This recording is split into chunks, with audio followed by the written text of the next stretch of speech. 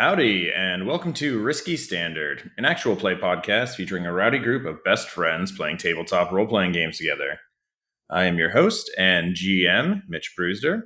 You can find me on Twitter over at MagnesiumB, and you can find the show itself on Twitter at Standard Risky. With me today, I've got Pete Loftus.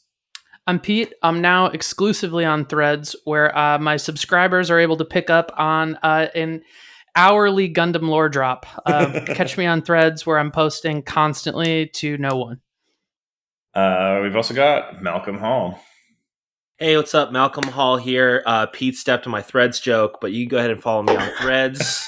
That's at Malcolm Hall. That's at 1484987. You can follow me in my journey. I'm only eating round foods from now on. And you're totally nude today, which is pretty cool. Part of Nude Podcasters June or July. It's July now.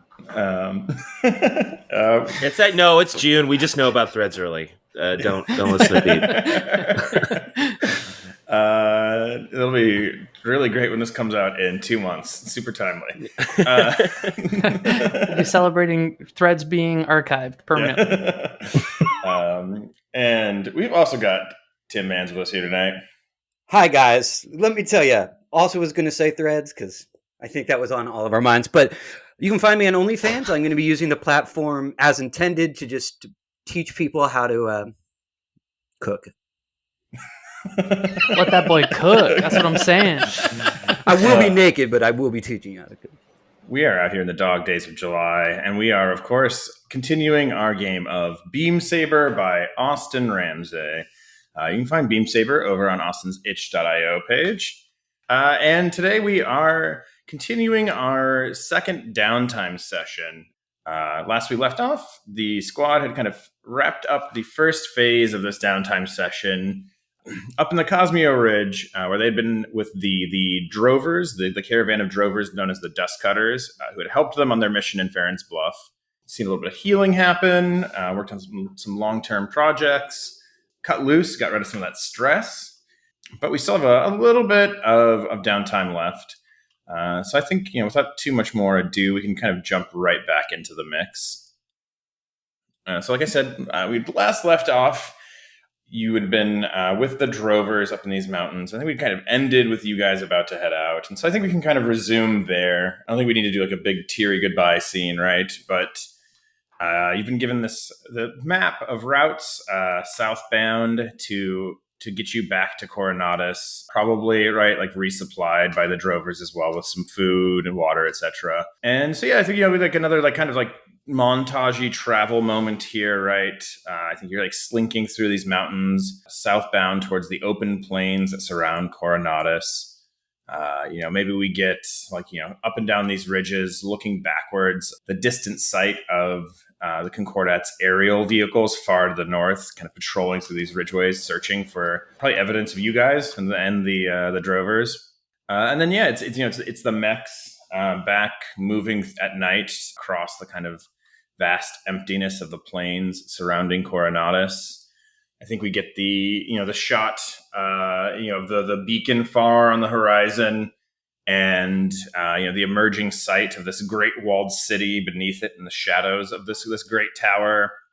I think we've said before, this kind of image of like cargo carriers crawling up and down this like towering spine, almost like little bugs at this distance. And I think we see also, vehicles emerging, moving through the air like flies swarming around this thing.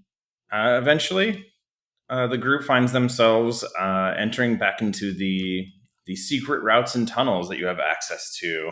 I imagine this is like a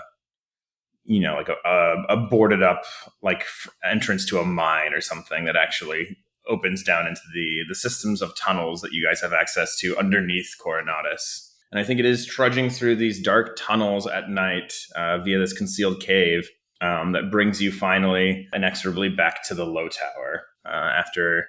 We've been kind of loose and goosey with this, but it's probably been like a couple weeks since you were last back in Coronatus. If you count travel time there, prepping for the mission, your time with the Drovers, and now heading back, right? It's probably been like 2 weeks or something, bare minimum, since the last time you were in Coronatus in the Lowtower.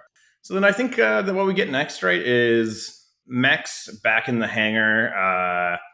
I feel like this is like coming home from a vacation energy a little bit, right? Like you're parking the cars, you're getting the bags out, you're like trudging back into the house, seeing how if things are still the way they were when you left them.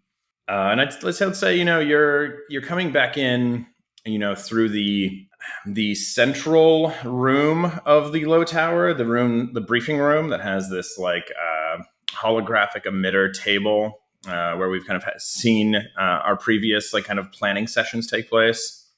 And as they have been before, Troubadour is there already waiting for the squad in the briefing room when you arrive back at the Lowtower. They are sitting at this, kind of briefing table, just a quick reminder, they've got this like tactical poncho, heavy gloves, thick combat boots, just fully covered. And then again, their face disguised by this holographic scatter mask. It's just, these like polygonal images of like hundreds of little snatches of different people's faces constantly shifting. So there's never like a real face to look at. And so, I think you see them, like they are leaning back in their chair, boots up on the table. And I think they are holding in their hands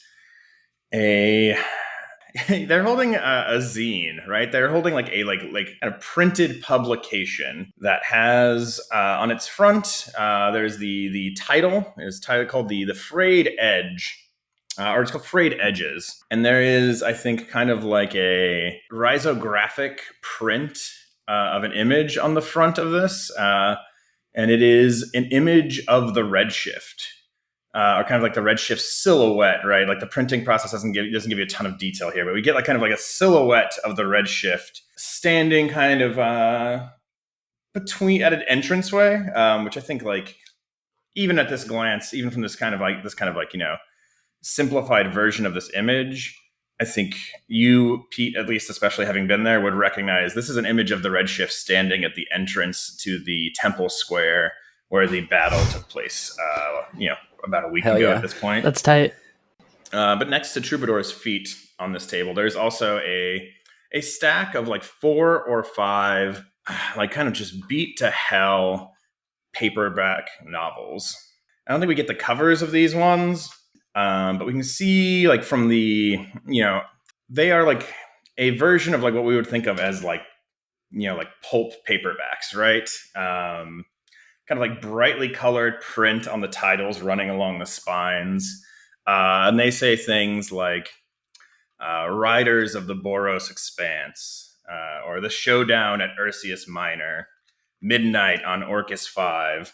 And I think you can see each one of these has the author's name, Sem Bellwether, there on the bottom as well. And just to complete this image of Troubadour just waiting for you three, there is also, I think like a little blocky little like, transistor radio that has been set up on the table. And coming through on the line like tinny is a rebroadcast. It is Rhodes's speech, the one that he gave during his entrance to the temple square right before he fought the Concordat Thaumaturge, right?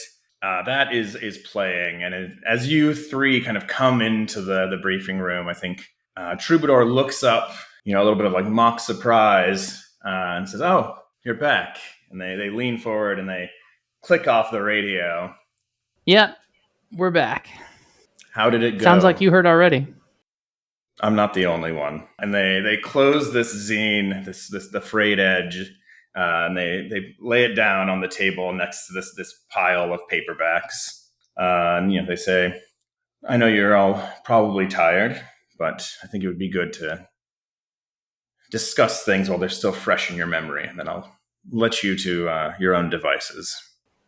I'm thinking about this like shifting scatter mask thing, like reading, which is also very funny to me to imagine this guy, sifting through like zines with a collaged face. Well, I think the thing too is like when Troubadour makes an expression, I think the expression comes across on the scatter mask, but it's just, 40,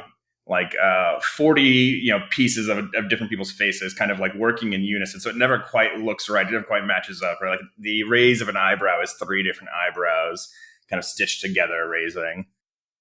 And yet, they gesture the table. They let everyone, they are happy to like let everyone take their time to put their things down and come together before we talk about the mission. Yeah, I suppose, Red's like slugging some heavy bag off his shoulder, and I don't know what the drover sent us home with, but I'm imagining there's like some amount of, I don't know, like bag with a tear in the side where a bunch of the kind of pearlescent shell pieces kind of spill out of. Yeah.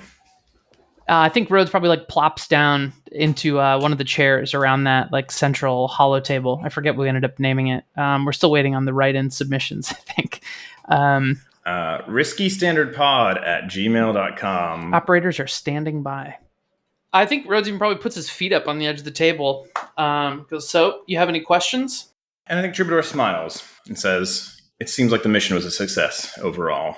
You've knocked out one of the largest Concordat propaganda operations across the basin. And I think they look at Desmond. Were you able to retrieve the data spike with the comms information? I was not able to do that. I see. He did his best. Got a little hot towards the end. I can't imagine why. Well, I can wait if you want to keep trying to imagine. When I originally brought the 3 of you together, I thought it was because you had the necessary skills to perform dangerous, covert operations with high impact. Things that could sway the course of this war. And I think they look at you, Rhodes. I thought that you didn't want to be the hero anymore. I thought you had left that part of you behind. I think he probably like snorts a little bit. Says, this wasn't about heroics. You know that as well as I do. They gesture to the pile of pulp novels, which I don't know if we've said this out loud, but to be clear, these are all like novels that have been published in the past about Rhodes and his exploits as like a freedom fighter for the ring, right? I think we can see the cover of whatever the one on top is, like Riders of the Boros Expanse. And there is very clearly like I think it's like a 60s, 70s kind of sci-fi illustration of what is supposed to be like Rhodes on the shoulder of the Redshift. But it very much doesn't quite look like Rhodes. It doesn't quite look like the Redshift either, right? It's like an artist's kind of interpretation of what these things might look like. Rhodes is way more handsome on the cover of the novel than he is in real life. It's very flattering. Yeah. Get that shit out of here. If you want to make heroic speeches that echo across the basin, you have to carry the weight of their repercussions, Rhodes. This revival of fame will be a new factor that we have to consider going forward. They know the machine, not the man. Besides, I'm not going to spend my whole life hiding behind a broken mirror. It wasn't the machine whose words were broadcast across this entire basin. And then I think they put their hands up, kind of like open palmed, like peace gesture. It was a good message for people to hear. There are more people, they shake their heads. People have been asking for you all across this city for the entire week since that message went out. I imagine more than a few of them they don't have your best interests at heart. But just as many of them are people who've been on the edge, who are thinking about the ring, who've thought about the ring, but have never wanted to throw their hat in, and now they've been inspired. And that's something. It's something that you did. But it's also something that we're going to have to deal with going forward. We're going to have to deal with. We weren't out there fighting alone. No? No. How was your time with the Drovers then? Have they thrown their lot in with the ring?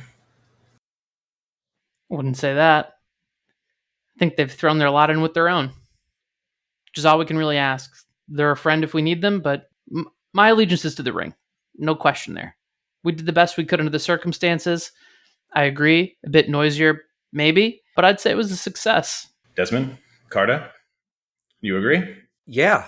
I mean, sure, we didn't get the document or the information you wanted, but the main objective was met. And I mean, we all came back alive. We didn't lose anyone. What else do you want? Let me ask, how fare the cells in Farron's Bluff? There was the brief resumption of the fighting after the destruction of Passerine, but it's gone largely quiet. They don't yet have the infrastructure there to maintain an active resistance against the Concordat. But the Concordat are licking their wounds. You've destroyed most of their military capacity in the area. There's every chance that cell is able to win a few more other people in the town over, make some kind of movement, but they're deep in Concordat territory. I think the best we could hope for is that they get a sizable number of them out in south, back behind the lines in Cold Hearth, where they'll have a little bit more protection. Heroes of the ring, all the same. And I think they tell you also, the destruction of Passerine Station has already broken up the flow of Concordat troops into the Bleached Plain. We won't be able to listen in to their communications without the codes that we could have gathered from the station. But without the station acting as a sort of centralizing hub for their communications, it seems that their advance south has been delayed. There will not be any imminent attack on the Cold Hearth Chaparral or the independent territories of the ring located there. Great. So while they rebuild, so do we. At least we bought ourselves some time. I think again, Troubadour would say here, right? Your work has impressed a lot of other people inside the ring. Those of my colleagues who had doubted you before, some of them have come around. We've received an influx of supplies from other cells, other syndicates who've wanted to support our work here. I just want you all to think about loud noises have equally large echoes. There might be a time to be quiet on the missions coming forward. I hope that's a skill you still possess. And I think what else would they have to say here? I mean, the other thing they would say, is we've had a few updates on the data cache you were able to recover from Harlow Shellspade on your previous mission. Promising data, but we have still not gained full access to the full array of that data. I'm working on something right now. It should be ready soon, and it might lead to whatever our next operation is. But that will take a little while. Take some time. Get yourselves reacquainted with the city. Thankfully, despite the noise of our earlier efforts, Pennyroyal Armigers have claimed that the destruction in the freight yard was in fact the result of improperly stored munitions exposed to the inclement weather of the sandstorm. There's no one looking for us, or at least no one publicly looking for us in Coronatus right now. So you forgive me. No one's looking for us in Coronatus, but they've been asking for me. To be clear, no one is looking for the Black Star, the Black Star Constellation. People are asking about roads, but you have not been blamed for what happened in the freight yard. And in fact, Pennyroyal has said, psych, there was nothing military happening there. We were just storing our munitions improperly, and oops, the ionic discharge of that sandstorm caused some of them to explode. Don't look any more into what was happening there. Perfect. That's great for us. Does the public think I acted alone?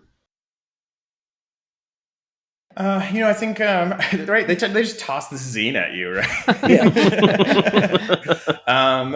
And it is it is an account. It has firsthand accounts from a member, anonymous members of the ring cell in Farron's Bluff reporting what they saw that day, which is also where this image of you comes from, right? One of the members of of a ring cell in Farron's Bluff snapped in a photograph of the redshift there that then got sent to somewhere else where, the the Ring's propaganda operation.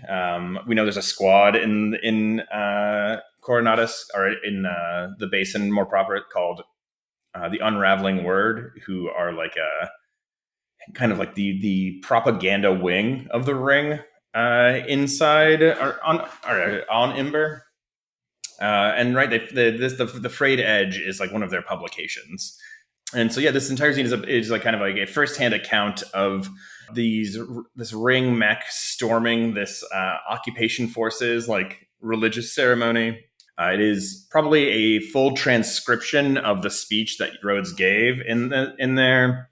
Ends probably, again, I imagine, some kind of like call to arms, right? Like it is, asking those inspired by the story told here to reach out, and there are probably different ways of doing that, whether that's like a QR code in the back that pings you with like a forum to go to post a place to meet with someone eventually. I don't think if they know whether you were alone or not, right? Because Passerine Station exploded while you were fighting somewhere else. So there's probably an assumption this was like a Ring effort, not just a lone hero, but like nobody saw Carta. Nobody saw Des. Everyone in that Temple Square saw Rhodes, and they saw the Redshift. Gotcha. I think that is just kind of like Troubadour's like welcome home debrief. Just as a reminder, what was our entanglement? Was this a interrogation thing? This is not your entanglement. Okay. I don't know if we said out loud what your entanglement was. I think we decided to leave it as a surprise. It will be coming up because we did not have it last session. Okay. So be ready. But I don't think that happens here yet. But I do want to just address,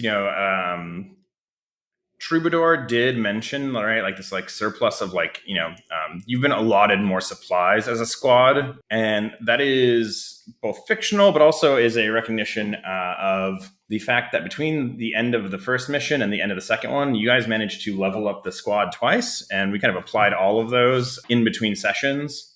And so some of that is a reflection of two new upgrades that you have, which is you now have recon rigging, which is like you guys now have better like harnesses and pouches and stuff to hold your gear on you. So you get 2 extra load of tools and supplies when you are on missions. And you also picked up a new squad ability, which is Pack Rats. Your FOB is a jumble of requisitioned items. When you roll to acquire an asset now, you take +1 dice. And so that kind of represents, like the kind of influx of stuff that has like become available to you, like other squads and like different groups kind of reaching out to lend their support towards you. And that kind of getting filtered eventually to the Lowtower via Troubadour's contacts.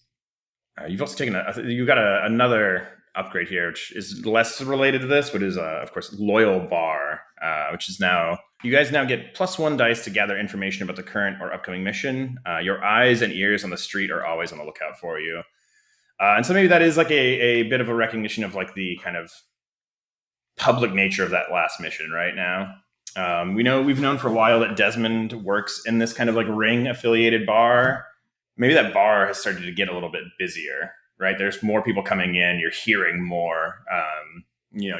Your access to like eyes and ears has just increased because there are more Ring loyalists now, or people who are interested in being Ring loyalists who are coming to this bar, which we also named. I think we didn't have a name for it for the longest time, but I think we do have a name for it, right?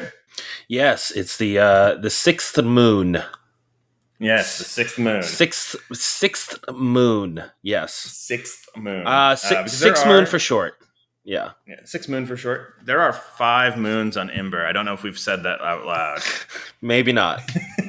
No, we have. I've said it a billion times. I think we've corrected Pete on it. And how many suns is that also? How many suns does that include? A single sun. Okay, right.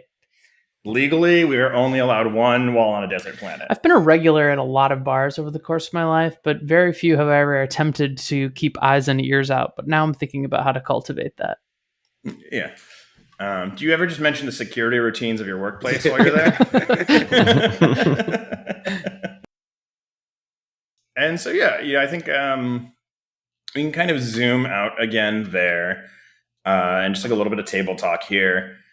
We are working through the end of what we have left for downtime. During our previous session, both Rhodes and Desmond used all of their free downtime actions. Carta, you used 2 of yours, so you still have 1 free downtime action left. Correct. But I do believe that I know at least Desmond had some other things that you wanted to get done. So you were planning on spending some supply points to work on some downtime stuff. I don't know if you still want to do that or not. Also, Rhodes, we can kind of get to it as we get to it. But who's interested in going first here and kind of working through some of the remainder of this downtime stuff? Yeah. I think I used all my actions. I'm gonna take the back seat. Yeah, I'll take a stab. I want to work on a long-term goal, and in connection to my overarching goal of finding out who killed my parents and taking them out.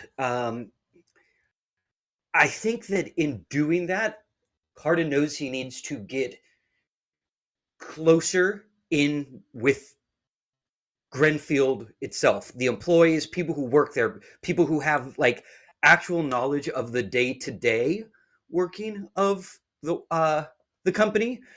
So I guess I'm trying to figure out what is like the right size step in that long-term project. I've talked about like either finding a bar where Grenfield employees hang out and trying to find a way to get information from them, whether it's threatening someone or getting someone drunk for them to talk out loud. I've thought about maybe somehow getting hired to work on some kind of project with Grenfield for short term and get in there myself. I just don't know exactly what size step is the right one for what. Yeah, so let's talk about, let's figure out exactly what this project is. And then that can kind of tell us whether like, because there's like I think a few of the things that you just described could be long-term projects on their own, or they could be steps in like a bigger long-term project.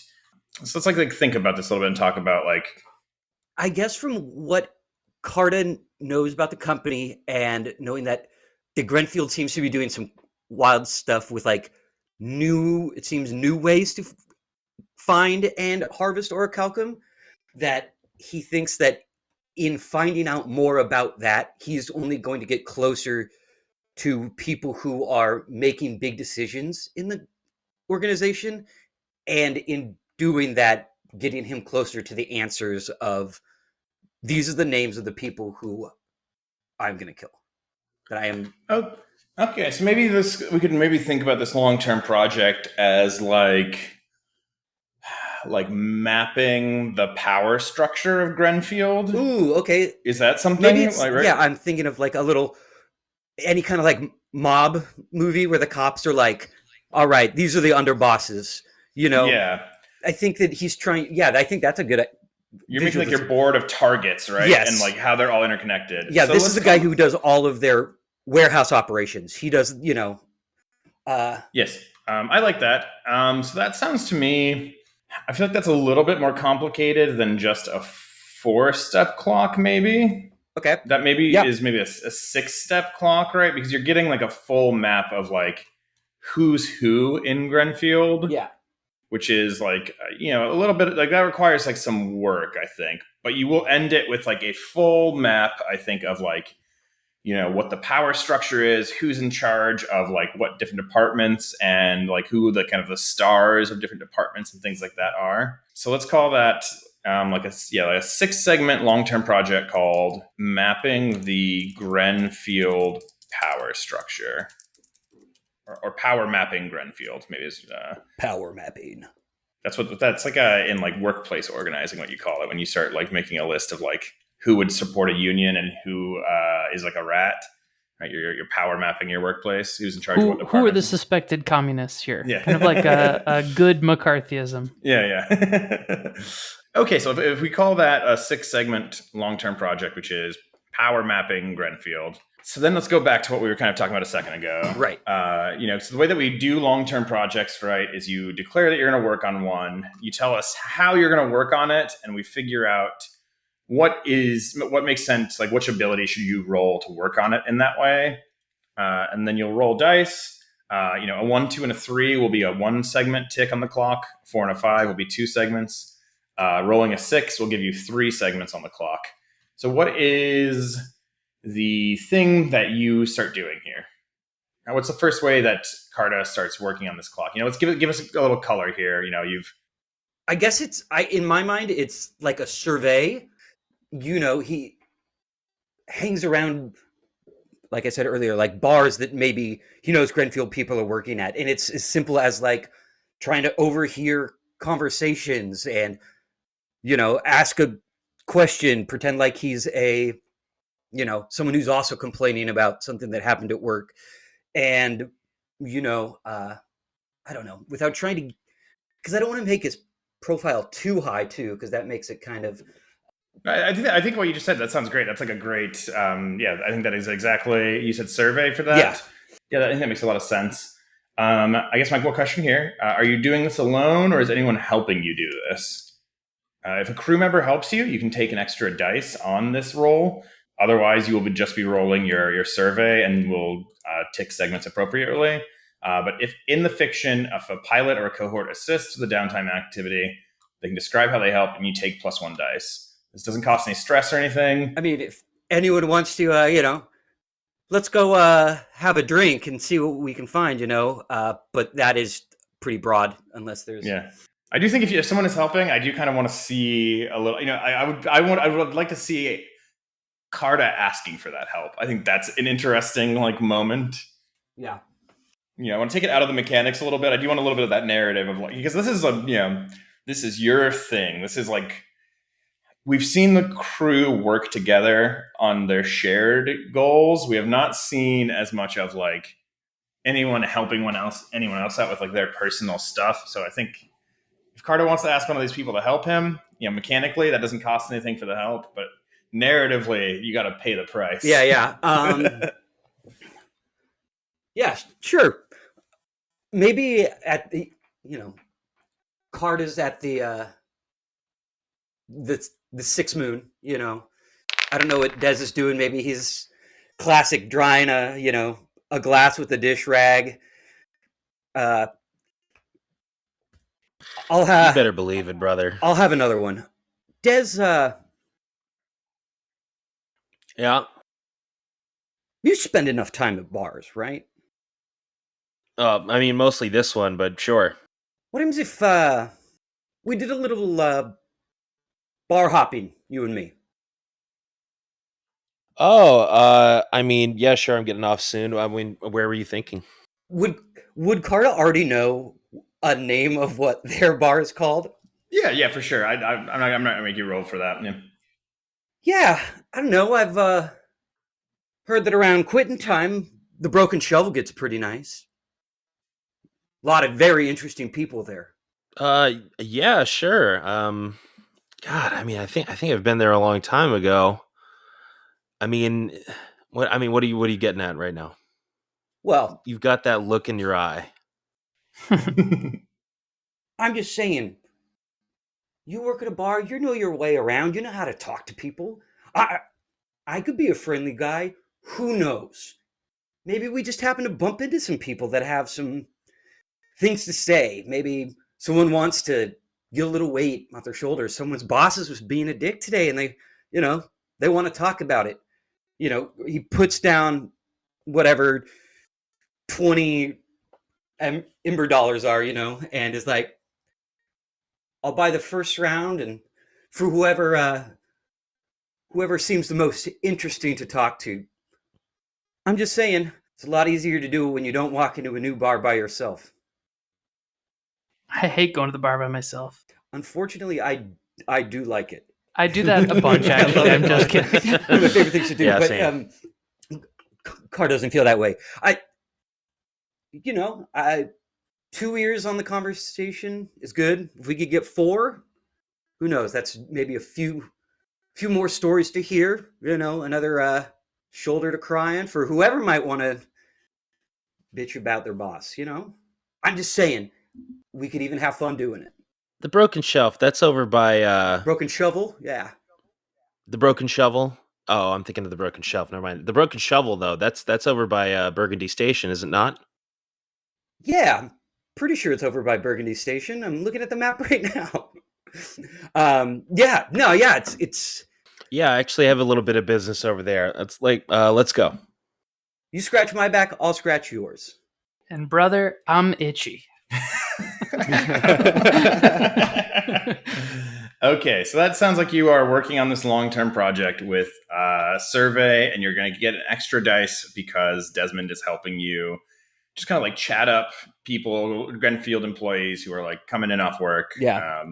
Trying to like pick up chatter about who's who. Yeah. Sweet. So your survey is 2, so that's 3 dice altogether for you. 6, 1, and a 5. Ooh, that's a 6. So that is 3 segments on this long-term project. That is halfway filled. Wow.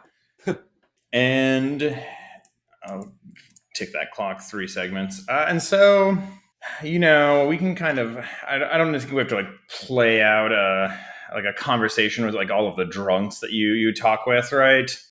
I mean, I kind of had an idea. Oh, you have something? Yeah, if you got something. I got a little something, I think. All right, yeah. What do you got? We'll try and make it quick, but I feel like we're at the Broken Shovel, right? And the people are filing in after work, and I'm sitting at the bar next to Carta, and I'm like, wow, you're incredible. Every single I mean, I've seen it happen before, but not 100% of the time. I mean, hey, buddy, come here. I like point to some guy, right? Mm-hmm. I was like, my friend here can guess your age, where you're from, and what you do for a living. And he's like 92% right. Yeah. Some people say 95. It's just a gift I got. Yeah. Or maybe this isn't going anywhere. No, I like it. I'm fine with it. I just okay. It's like a pencil pusher, right? Just like some like nebbishy nerd in like a jumpsuit who's like, yeah, all right, buddy, give it a go, huh? Is he like a Lectorian? Does he got horns or anything? Yeah, this is like a Lectorian man, kind of like younger, middle-aged. Have we ever talked about this in game? Like, do horns give any kind of like status indication? Oh, that's a great question. I bet you, I don't think they have like a status thing. Although I think there are like different like subspecies of Lectorians with different horn shapes that can probably tell you like if you were on the planet of Luctor, you could kind of guess where some people might be from. But I bet you, like length and like sheen or like luster of the horn, like those are things that you could use to like pinpoint an age. Okay, cool. If that's how Carta does this trick, I think that's fun. Yeah. For sure. All right. Let's see. Lectorian, no doubt. Yeah, hard one there. Okay. It's all part of my magic. Okay. I'm going to say 46. And not a hard live 46. You look like you maybe... Those hands look mighty soft. Maybe... Can't wait to hang out with you. Maybe those hands look mighty soft. Why don't you put them on me? Yeah, maybe you do some legal work. Yeah, some legal work, and you work for a transportation company. How'd I do? Anything else? What were the things I said I could answer? Age, job, and where you're from. And where you're from. And you're right. He's like dead wrong. I'm 31. I am a projects manager at Grenfield. Oh, you owe me a drink. Well, that was my next guess. I promise. We didn't say 100%, but sorry about the 46. That's on me. Cass. Introduce myself as Cass Foulweather. And this is Hugo. I don't where's my Lectorian name list, right? Hugo Hollyrod. He's got a alliterative name. Yeah. Hell yeah. But old Hugo, right? I think this is like, a montage of like, this starts with you owing Hugo the drink for guessing his name wrong. And we, I think we get that like supercut of like every drink that you buy Hugo over the course of the night. Right? So what's a project manager? That sounds like a fake job.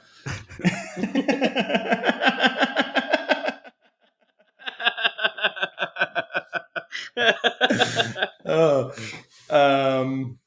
and right as he comes out, he starts explaining to you, well, I just got to make sure you got the right people going for the right job. And now we got all these directives. So I've got other managers, I got other administrators, teams getting shifted around constantly. They're sending surveyors out left and right.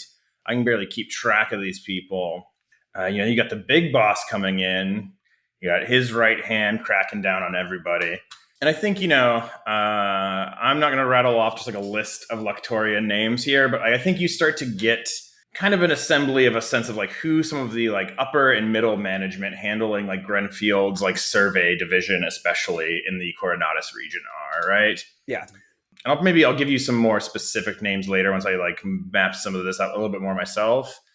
But I think, like the one name that really stands out for you is that you get the name of someone named Wager Felbar, who is described as Grenfield's Meyer Grenfield, right? The Meyer Grenfield is the head of the company, right? He is the eldest son of the Grenfield family, kind of like in line to inherit the head of the board, and he's in charge of operations on Coronatus. He's of course a Lectorian. We also learn he has kind of like an assistant, a right hand, kind of a fixer whose job title I imagine is something very nebulous, like like operations management or like operations security or something. Mm-hmm. But Wager Felbar is not a Lectorian. He is an Aurelian, a different species of alien who I think a century or two ago were kind of known as like a spacefaring nomadic culture of like soldiers and warriors who held like kind of like supremacy over a lot of like interstellar travel.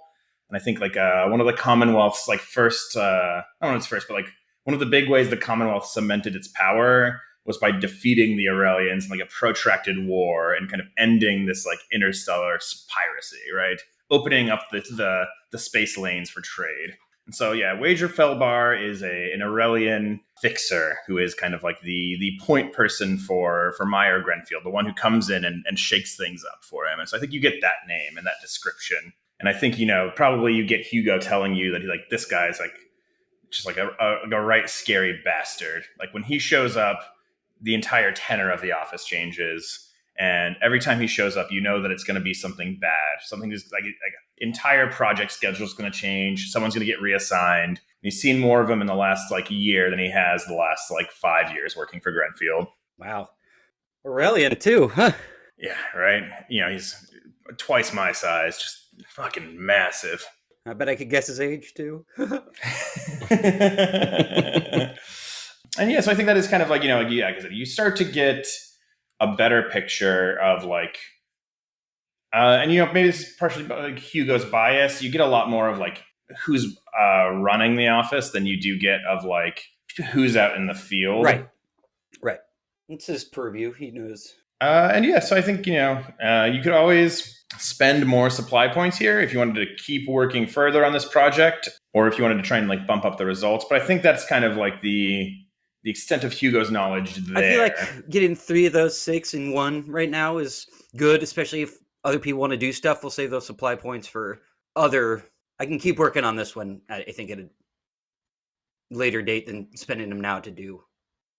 Yeah. So maybe we close like there on that image of like Carta listening intently, right? Like there's like a drink in front of him and a drink in front of Hugo, and Hugo's been kind of his drink's like all but a quarter empty. And maybe Carta's is there, like look, we can see it's almost untouched, right? Carta just listening and absorbing the information as this guy's like rattling off complaints about his coworkers and his bosses. And we get that kind of like image of just processing, just like all of that going behind the steel trap that is Carta's eyes. Super glad Des came to not be introduced. It was your wingman. Yeah, I just didn't, I didn't know if I was giving you opportunity to come up with a cool pseudonym. And so do we get, so Des, you said you had some stuff to do around here also. What is that? Do we get that here now as well? Do you want to kind of move fluidly? Yep. Oh yeah, we get the shot. You have Carta with Hugo at the bar. Well, I think that before any of that happens, right? I think I set up that interaction, Yeah. and he says like, "You're dead wrong. You owe me a drink." And Carter goes, "Oh, shoot. Yeah, let me get that for you." We make eyes, and I give a little thumbs up, and then I'm out the door. Out of here. He's out of here. I'm like, I set you up. You take it from here, champ. I got things to do, right? So this is near the Pillars, which is a neighborhood in Coronatus where I guess governmental bureaucratic things happen. Yeah, the Pillars are, Coronatus is this like big kind of walled city. It's like vaguely circular in shape, and the Pillars kind of are on the northern end of it, north of like the Beacon, which is the center of the city. And the Pillars, are the home to like the centers of government for Coronatus, right? There is a place called Pillar Row, which I'm imagining in my mind is like this kind of like promenade, this walkway that just has these kind of ancient giant pillars kind of lining it on either sky, kind of like Greco-Roman architectural influence here. And I think that Pillar Row like eventually leads down to Keeper's Hall, which I think is just like this big, the actual center of government, right? Like enormous kind of Palladian building, has like a giant fountain in the front of it, right? Which is like, again, I think a moment here of like striking at like the use of water as like a signifier of like wealth and value, right? There's a fountain that is always going in front of the house of the Coronatus Council on a planet where water is always in short supply. And so, this is the kind of governmental district. And it is also, I think, probably, where a lot of like old money in Coronatus also lives on kind of like its edges, on the parts of it that are not given over to like civil infrastructure and whatnot. There's probably, old money families, people who've had power or influence in Coronatus for a long time live on the like kind of outskirts of Pillar Row. And the Pillars, I think, is the name of this neighborhood generally. So this is where Desmond is heading. Yes. I think he's making his way down, he's called Pillar Lane. Pillar Row. Yeah. Pillar Row. I almost wanted to call it Pillory Row. Walking down Pillar Row to Keeper's Hall. And I think this is around, I think that, the rush hour is kind of over. People have left. And the only people who are really sticking around are people who are like, working late and are leaving work now to head home. And he's sort of waiting outside, looking around and watching everybody coming out of the Keeper's Hall. Maybe he has a newspaper, to hide his face. And he's waiting for one particular person to walk out. I'm getting like real like 70s conspiracy thriller vibes here, Mm-hmm. right? Yeah. Looking at my watch. Yeah. So I know who you are waiting to walk out, Malcolm. Mm-hmm. Do you want to say it, or would you like me to? No, you do it. All right.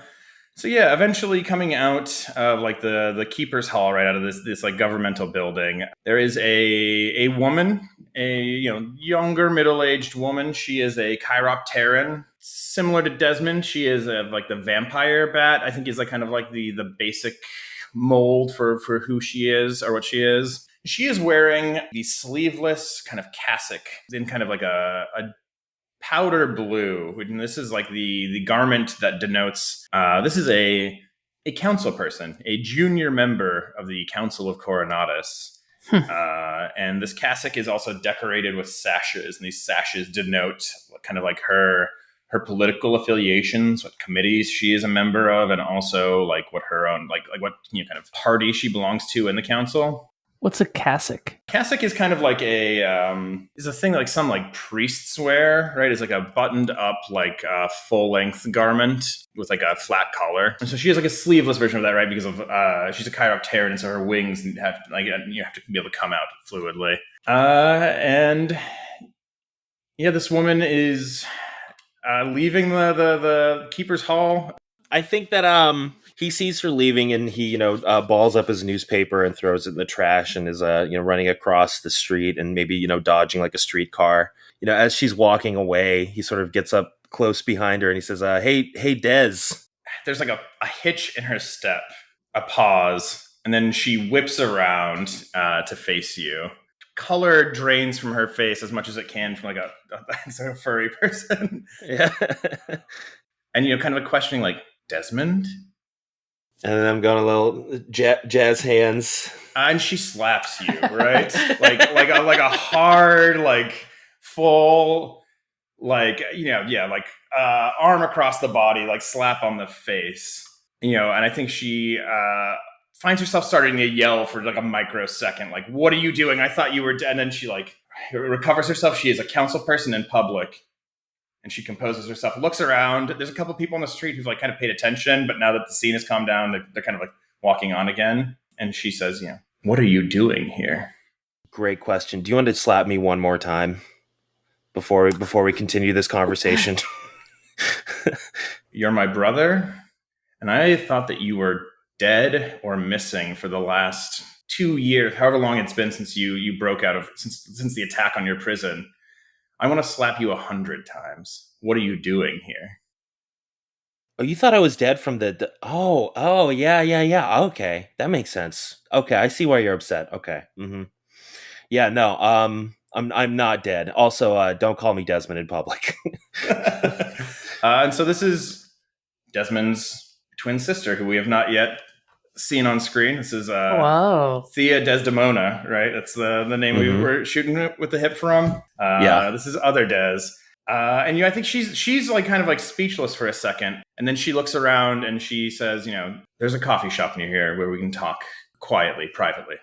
And I think she kind of starts striding away, like off towards wherever this place is, right? I think we can maybe transition to the scene to like, this is like a coffee shop where she's known for who she is. And like, she's afforded like, there's like a private booth near the back where she like, you two will be able to speak kind of out of public sight. It's like one of those old mafia like steakhouses that has a velvet curtain on the booths. Yeah. Yeah. I think a little classier, right? A little pricier. A kind of place you would have never have found yourself in without her company, probably. Mm-hmm. Right? She's got some kind of like delicate, like floral kind of like tea. I think she's ordered the same thing for you. And yeah, like let's hop back in there. I think there's like a moment here. She's like, "Where have you been? What are you doing now?" I've been here. I've been laying low. I've been having to lay low. For how long? A few months. And you couldn't send a message? You couldn't? I couldn't. I really, really couldn't. I didn't think that you would believe any kind of message. Why should you? This is me being here right now. I shouldn't be here right now. I think we both know this. Who are you with? Where are you at? Did the Belfry boys break you out? Did they find you again? No. So we haven't even said it. When was the last time you guys talked to each other, right? I think it's been a very, very long time. Like before prison, probably? Yeah, I don't think that we were really talking a long time before prison, it feels like. Because I think that we took different routes in a very Bollywood yes. setting. She took the route of a dignified politician working her way up in the world, and I just sort of dug in to where I was at, or where we both were at. Then yeah. So again, she asked me, who are you with? The Belfry boys dig you out again after the attack on the prison? What? No, Belfry boys put me there. They set me up. You think I'm a murderer? You think I murder people? I'm not an assassin. What you all were starting to do the last time I talked to you wasn't that much of a stretch. I could see that. Maybe some of them, but not me. All right. And I've killed, okay, since then. Not because I wanted to, but because I had to survive, okay? But they set me up. They put me behind bars, and some other people let me out. And they've given me a new chance. They've given me a second chance at this and afforded some own freedoms of myself while I do some things for them. And I think she, like leans in a little closer, like looks around, who else is in this place. And, I think very quietly, like, are you with the ring now, Desmond? Is that what you're doing? Are you a freedom fighter? Freedom fighter for hire. That makes more sense. She leans back. So what do you want, Des? Why are you coming to me now? You don't tell me you're alive after being free for who knows how long. Now you're coming to me. What do you want? Well, be given some information, but I find it a little lacking, or I've reached a dead end. I know you are a person who is connected to people or information. What do you know about the Marked Band? And so I think your intention here, right? We're working on Desmond's long-term project, right? This is, what is this one called? This is the Butte the Brute Halloran Intel Clock. Before she answers you what she knows about the Marked Band, do you want to talk here about how you want to work on this project? What ability you're planning on using here? Give me a sense of like what the rest of this playing out kind of looks like. What ability?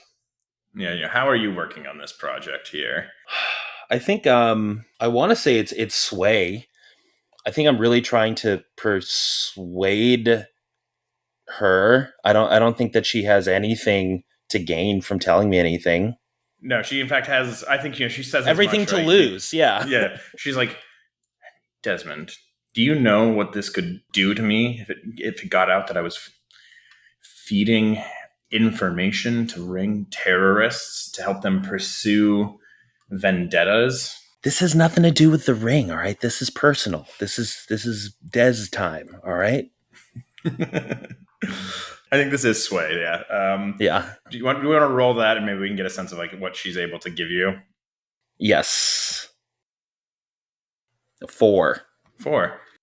So a 4 on this roll is going to give you 2 more segments on your Butte Halloran Intel Clock, which will put you at 3 of 4. If you wanted to, at this moment, you could also spend an extra supply point, an extra personnel, to increase the result by 1 level, which would give you 3 segments and would complete the clock right now. It's up to you.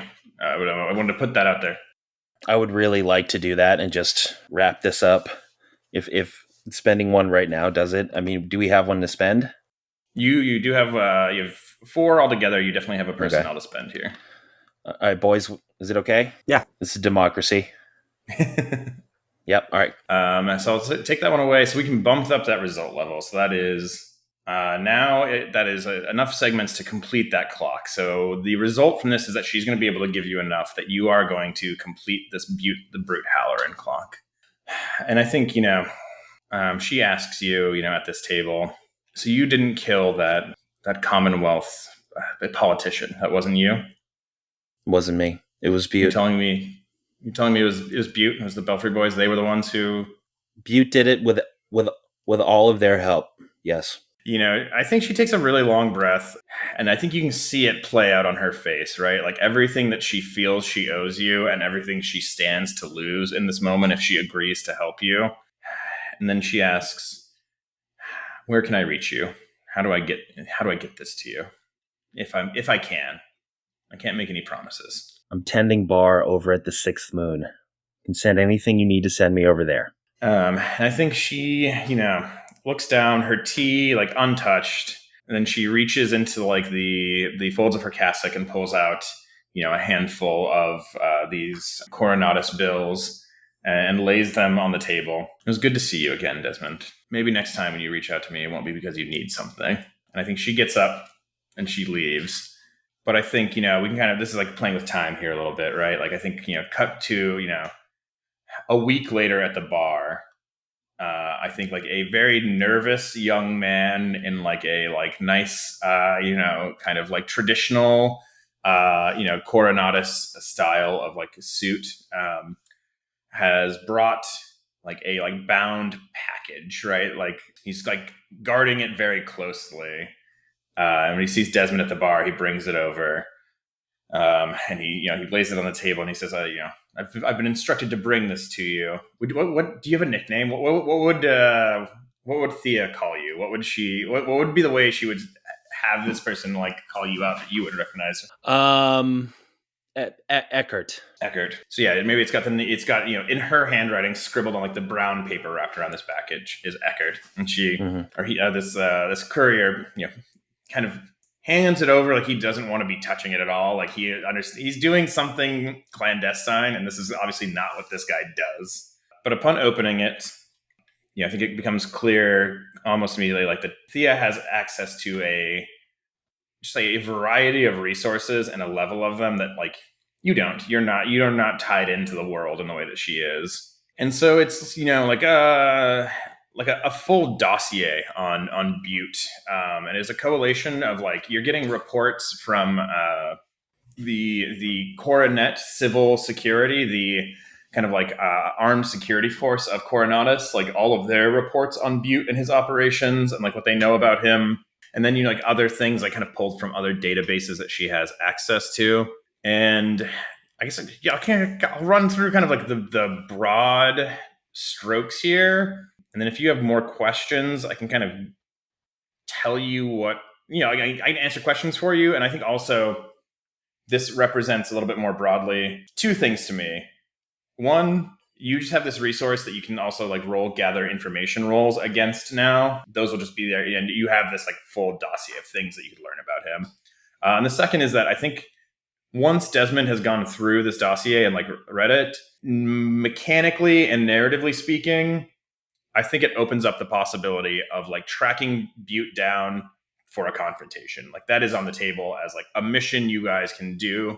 That is like that is out there for you. And so like just kind of running through, I think we talked about a little bit last time, Butte is a member of the Marked Band, right? And the Marked Band is a mercenary company that is staffed primarily by conscripted prisoners from the Commonwealth who have basically had their sentences commuted and sold to this mercenary company, right? That hires these like prisoners who have skill sets that are useful for what the company wants, and they get shortened sentences in exchange for service.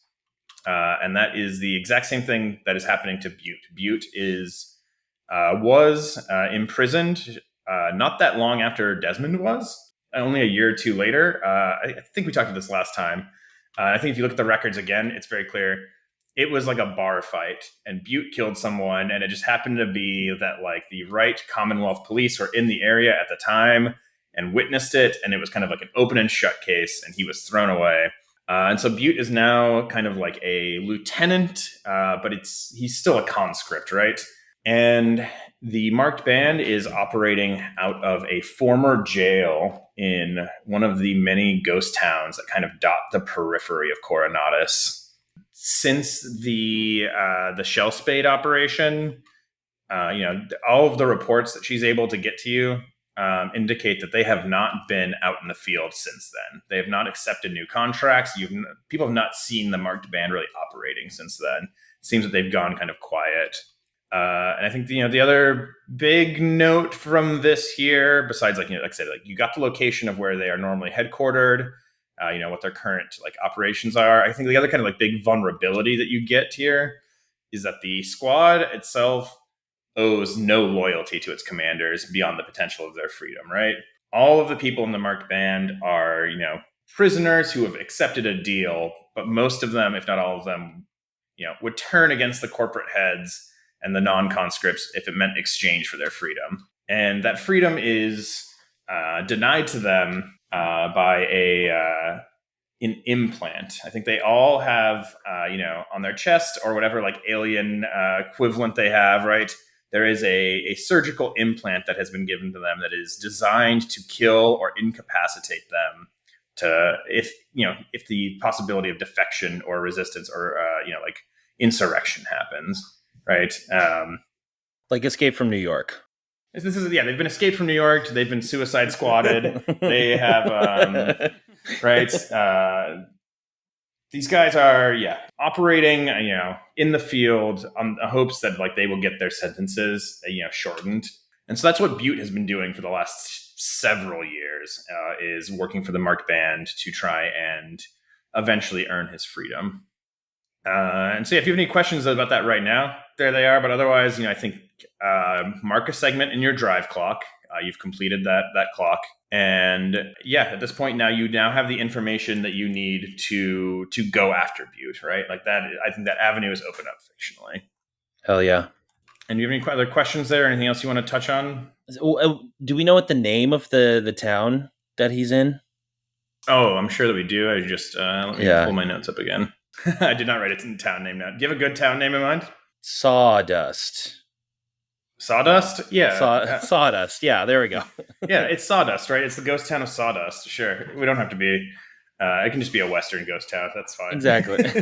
Yeah. They're in the ghost town of Sawdust. And they're like, specifically, there's a former jail that has been converted into a... Do you know how many members of the Mark Band are garrisoned there? Based on that, yeah, right. Like, let's say that there are usually around a dozen members operating mercenary force, and then a handful of on-site staff who are like non-combatants, but who are like administration, maintenance, security, that kind of thing. Yeah, that's all I need. Thank you. That was great. This is also rolling back in time a little bit, but I'm going to cut back to what was it called? The Broken Shovel. Broken Shovel. As Carta is leaving, having kind of taken Hugo for all the intel that you could get out of him until the point, he's no longer really saying anything, that he's not just he's repeating himself in circles or whatever. I think we get Carta moving through the streets, right, headed back towards a neighborhood he's more familiar with, a little bit more comfortable. And this is some real...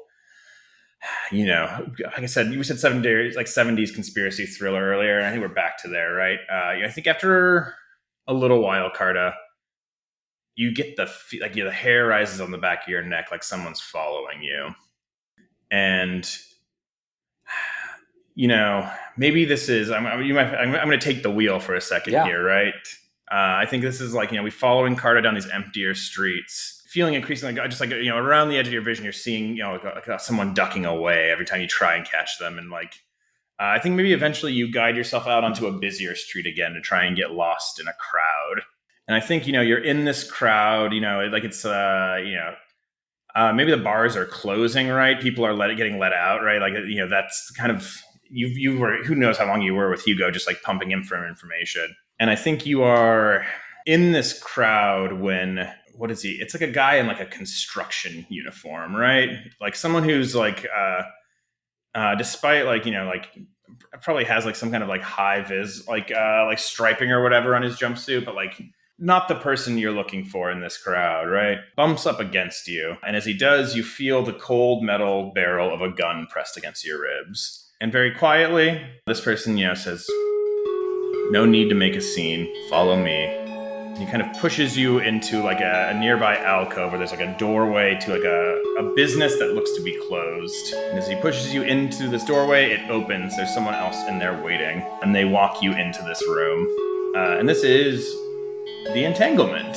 And so I think that this is an empty building, right? It's abandoned due to be renovated, or something else has been moved in. But there is one dim light overhead, and there is a humanoid figure sitting at a table. This person's sitting on one side of the table, and there's another singular chair, a bare wooden chair, sitting on the other side of that table. And this person is a visual callback in our movie here to Troubadour at the briefing table earlier. This person is also leaning back in their chair, feet up on the table, and in their hands they are also flipping through this risograph printed zine, The Frayed Edge. And they are wearing, I think they're wearing a suit, right? Like a tweed suit. And over that tweed suit, there are the ochre yellow robes that you would recognize these as scholars' robes, right? These are things that members of the University of Coronatus wear when they are in their official capacity. But when you look at this person's face, it is not a face. It is a floating, rotating nebula, laid out in space there. And around their neck, you can detect the same kind of metallic collar that Troubadour wears. This is a different kind of scatter mask, right? This person has chosen a more ostentatious display for theirs. But as you are kind of brought in, this person folds the zine shut, puts it on the table, and says, "Carta Heshketh, I presume?" Depends on who's asking. "You can call me Seneschal. Take a seat." And so this is your entanglement. And this entanglement is debriefing. One of your squad is questioned by your superiors. One of the pilots or a cohort is taken in to be grilled. Make a fortune roll to see how well they resist the pressure. or bribe the grunts grabbing the person with 1 personnel. So I suppose there's a way here that you could have wriggled out of this if you want to have spent a personnel to not have this meeting. It would be your last personnel to spend. Otherwise, you will be getting grilled and rolling. And on a 1 to 3, you will take a level 2 harm, which can be resisted as normal. Or on a 4 to 5, you will lose 2 trust with the ring. Oh. But we'll play out a little scene here, right? There's some questions. But the question here, I guess, is does Carta get got? Or do you want to spend the supply point? Narratively, I think that Carta is the funniest possible target. God, absolutely, if we want to tell us. Yeah. Instead of just being like, and here's my token, and we will actually not be doing anything. Thank you. Great. No, listen. Yeah, I think it's more narratively interesting to get grilled, but if you don't want to. Oh, I am so sorry. This has been a huge mistake. And I think so. This person, Seneschal, reaches into their suit pocket and they bring out a large gold coin that I think we would recognize as the kind of coin that the Commonwealth uses. We said like a Greek name at one point, and I forget it every time. So maybe we should find a different one. But it doesn't matter because they put the coin on the table between the two of you. And as they do, they kind of like brush it with like a certain gesture. And I think you watch this coin almost kind of melt and then reconfigure itself. And when it has, it is no longer a coin. It is 3 black cables interwoven into a perfect circle. This is like a little trick coin, a way of saying that this person is a member of the ring. And I think you've seen this kind of thing before. I think Carta probably has something that does this kind of trick also. Yeah. And I think, he says, have a seat. And he, gestures and this construction worker. And I think there's like another guy in this room already who is dressed like a vagrant, right? And the two of them shuffle into a back room. And then it's just you and this nebula-headed man in this suit and cloak. And once the other two are like fully out of the room, I think he reaches up and taps like 2 things, and the hologram of this nebula disappears. And then he unhooks this little like neck, this like little collar, and tucks it in a pocket. And you were looking at like a probably like 50-ish year old Luctorian man with like kind of a big bushy beard. I think he's got big round glasses, graying beard, graying hair. And he says, I am a colleague of your friend Troubadour. We perform different but similar functions in our own organization. Have they spoken to you about this? No, but you guys sure dress the same. Troubadour is rather fond of the mask. I find it difficult to get someone else to trust me if they can't see my face. Give me a reason to trust you. Do you trust Troubadour? Yeah, I do. And do you think it's the same person behind that mask every time you see them? You know what? I guess it doesn't matter all that much to me. That's their choice. I just do the work I'm told to do. Do you like taking orders, Carta? Some more than others. But, guess it all comes with the territory. Are you good at taking orders, Carta? I get the job done. You do. I apologize about all of this. And he gestures, to the back room where these like 2 undercover men have disappeared to. It's just, these kinds of conversations can be difficult to arrange in the normal channels. Was it Desmond who recorded the footage in the freight yards? I don't know what you're talking about. He recovered the briefcase as well, I believe. Yeah, we got the job done. And did he know that the other Chiropteran was going to be there? I think looks off to the side for a moment, looks back at you.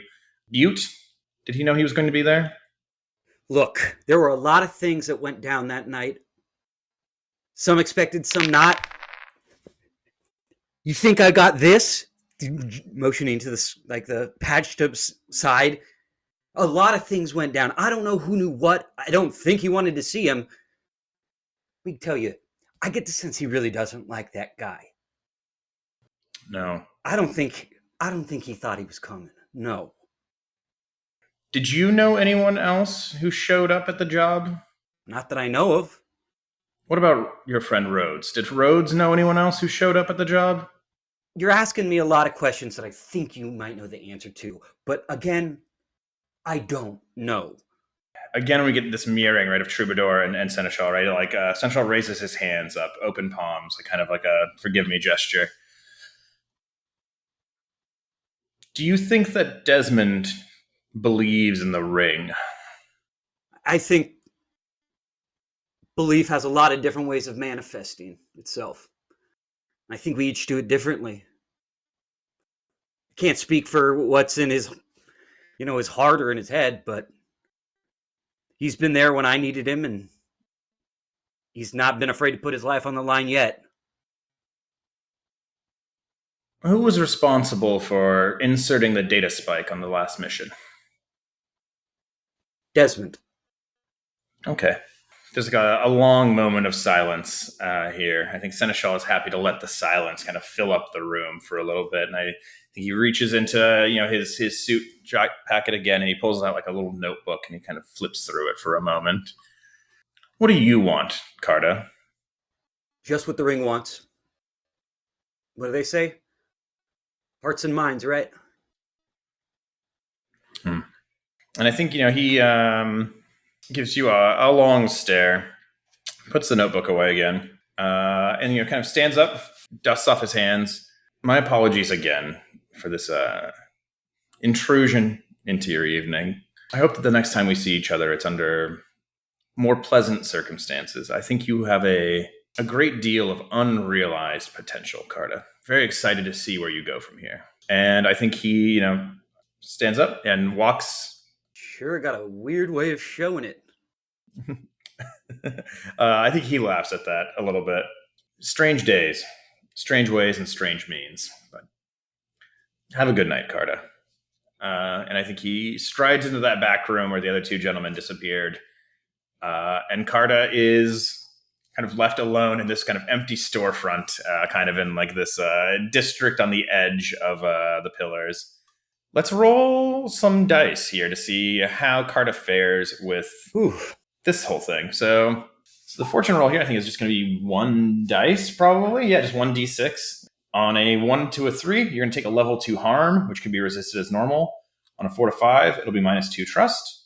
And on a 6, you walk away relatively unaffected, unharmed. So I'm just rolling 1 on this bad boy. Yes. All right.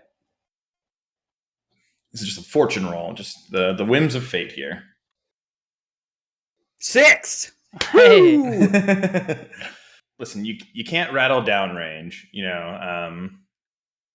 Whatever way Carta feels about it, you, I guess, are not as deeply affected enough to.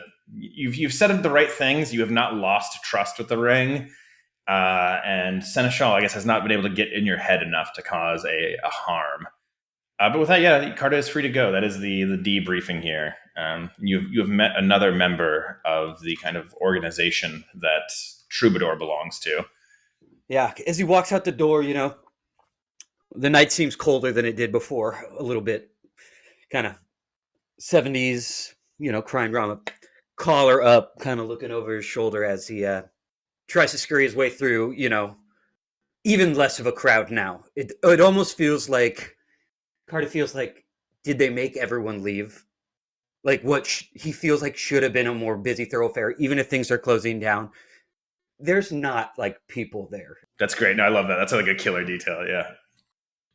And so if that is all for downtime actions, probably we get, maybe this is Desmond back at the bar. Where I guess maybe everyone can give me like one last shot of them in the city when they get, kind of the alert from Troubadour that it's time to come back to the base, right? Something has come up. I think Rhodes has been like wandering the city more or less, maybe incognito or something. Like, I don't know if there's like maybe he's got a scatter mask or something, but like as not as kind of like brazenly walking, but has been kind of like just sort of strolling and looking for some of these like, I don't know, changes based on the news spreading. And I think like, we talked about seeing some ring graffiti in the past. I think there's maybe like wheat pasted posters that you can tell have been torn down. So there's like the remaining strips shellacked to the wall. I think like the Rose's like maybe last like little scene here is he's at something like a newsstand, I think, like leafing through some of these like what's for sale pulp novels or like newsprint rags, just kind of like looking through, and I think maybe holding something with like that grainy image from Farron's Bluff with like a smirk as one of the cathode tube TVs. Some little desktop small travel one does that same flicker, I think, like the static cuts, like it's the same as we saw in that first kind of callback to the base, that I think just registers for a moment, and I think Rhodes kind of like tosses it down and turns back the way he came. Yeah, Carta has found there's in some part of Coronatus, he's found his own kind of abandoned building that is he can get up on the roof, and he's set himself up a little place to hang out, and he's just been reading through some of the old Sam Bellwether books, that he hadn't read yet because he kind of maybe thought he was like, yeah, these are for old people. I don't want to read these. He's catching back up on those as he hears some sort of sounds like you would like a bus stop announcement being like, they'll be like, bus arriving here at this stop, and it just says something like Lowtower now arriving at Lowtower, and he knows that that's not something that bus stop would say, and he knows that it's time to head back. Des is working at the bar, and the phone starts ringing, and he answers the phone. He goes like, "Hello, Six Moon," and the voice in there says, "It's like, yeah, I'm looking for Phil." It's like, "Phil who?" Phil Matower. And I say, he just stepped out. Phil Matower. Phil Matower. Phil Matower. Classic.